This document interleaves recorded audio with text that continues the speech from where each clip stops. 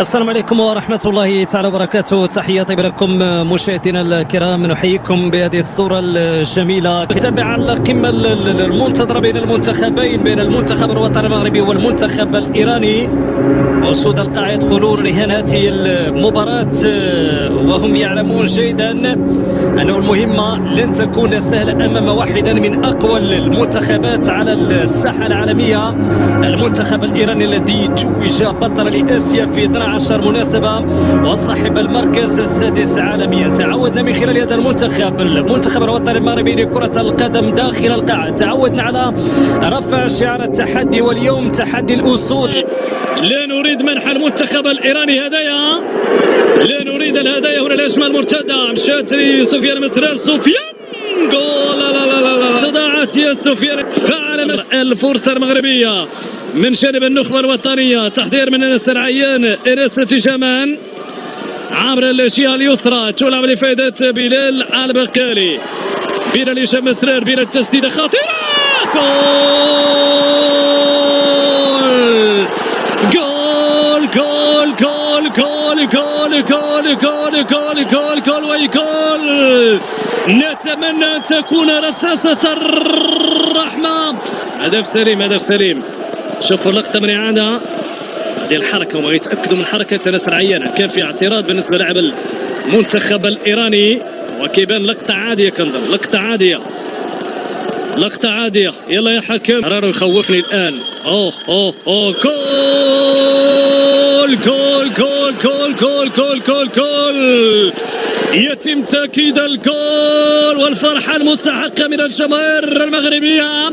سينطلق رايس مشى رايس، فرصة مغربية والمتابعة الإيرانية من سعيد مؤمني. برافو الشباب، محاولة جميلة بالنسبة للمنتخب الوطني. مجازفة من عبد الكريم البي، حذاري عبد الكريم، جاز سعد كريا. المحاولة المغربية واللمسة الفنية عبر إدريس، المنتخب الوطني المغربي. هنا من وسط الميدان أشرف سعود، إدريس رئيس فني، كرة مغربية خطيرة، عبد اللطيف فاتي. خطر خطأ للمنتخب. يتمنى أن نشور المنتخب الإيراني بشكل قوي. هل بإمكان خالد بوزيد أن يزيد من غلة المنتخب الوطني المغربي بهدف سيكون شبل جدا في هذه اللحظات؟ خالد بوزيد، بوزيد بوزيد، جول جول جول جول جول جول جول جول جول. خالد بوزيد، خالد بوزيد سيتو بهدف.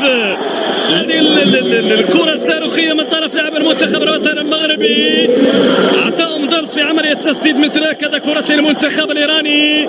كرة تستقر في شباك سعيد مؤمني وتمنح على الهدف الثاني. فرحة كبيرة من طرف الطاقم التقني للمنتخب الوطني المغربي، قيادة المنتخب الوطني المغربي.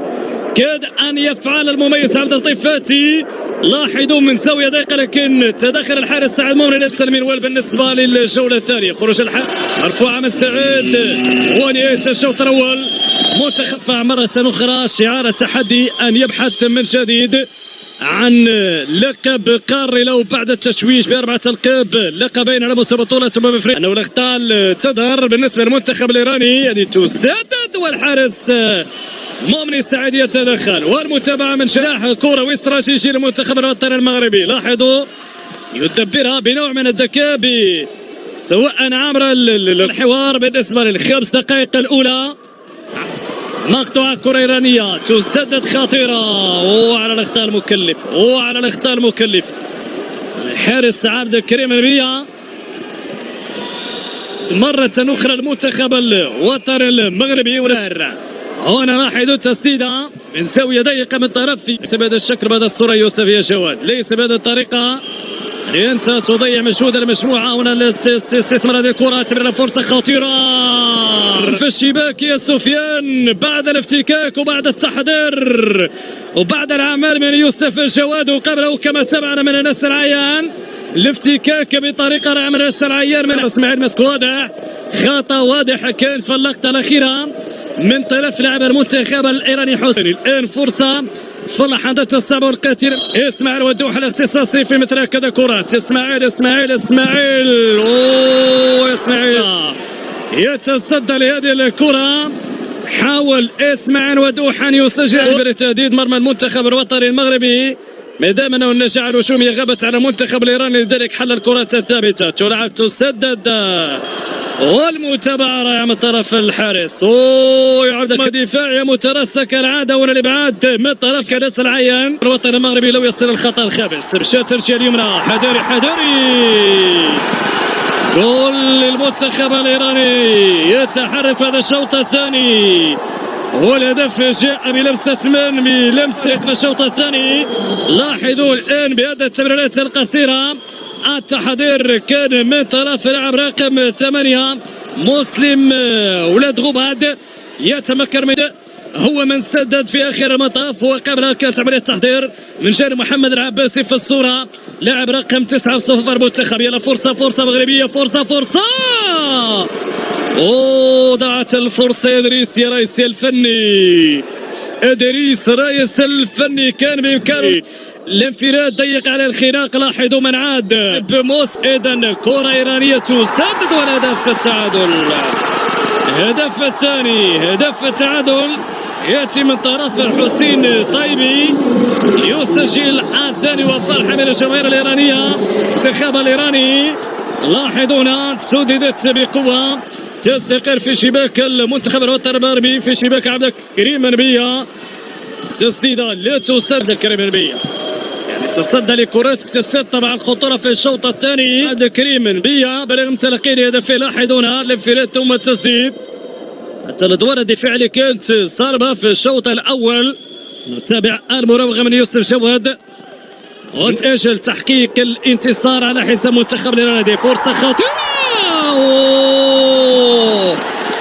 اخطر فرصه واجمل فرصه ضاعت في الشوط الثاني للمنتخب الوطني المغربي. انس هو حقق ذلك، ارفع الكره من المتابعه، محاوله استغلال من طرف سفيان عميد الثاني في رقعه الميدان. هنا استلام الجواد، فرصه مغربيه، على هذه الفرصه الضائعه للمنتخب الوطني. يوسف حينما سدد مرة جانبا. انا ما اقول لكم المهاره والفنيات المغربيه بامكانها الوصول شريك الحسابات بالنسبه للمنتخب الوطني المغربي. محاوله تشويش على لاعب المنتخب الوطني، اذا فانتظار التنفيذ من اسماعيل ودوح. فرصه ذهبيه للكتيبه المغربيه، اسماعيل ودوح البحث عن الثالث.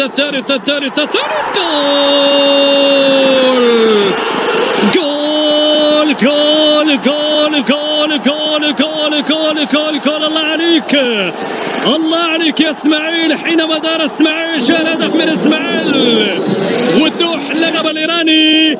اشرك وسام دكيك في هذه اللحظه من اجل الفرصه الذهبيه، لم يظهر قلت في طيله فتره تدمرت، لكن حينما منح الفرصه لوسام دكيك كان يعرف بانه الحل والمنفذ والهدف قد ياتي من رجل هذا اللاعب. كره ايرانيه، المباراة لا تنتهي إلا بصافرة الحكم. الآن مصباح شاديك على الخطأ الفادح يا شباب، وعلى الخطأ الفادح يا شباب، على غفلة من الدفاع ومن الحارس يفعل المنتخب الإيراني. لم نحامنا ونمنح الفرصة بهذا الشكل. لاحظ ولا أحد أوقف لاعب المنتخب الإيراني حسين طيبي الذي أسكن في الشباك ويمنح بذلك هدف التعادل لفائدة المنتخب الإيراني. قلت هذا هو الأهم، يتركز مباريات مواعيد سيتواصل التشويق بين المنتخبين، ونبدأ الجل أن يعاقب كون يتمنى ليعاقب المنتخب الإيراني في الثواني الأخيرة. يسار الفرصة المغربية من جانب النخبة الوطنية، تحضير من انس العيان، انس جمان عبر الجهة اليسرى، تلعب لفائدة بلال البقالي. بين هشام مسرار، بين التسديدة خطيرة، الجول والفرحة المستحقة من الجماهير المغربية. سعيدة الإيرانية، حذار المنتخب الإيراني يلعب كل أوراقه في الثواني الأخيرة. المنتخب الوطني بالأدوار الدفاعية. تاني يوم مبروك مبروك مبروك مبروك مبروك مبروك مبروك مبروك. المنتخب الوطني المغربي يطيح ببطل آسيا في 8 مناسبات.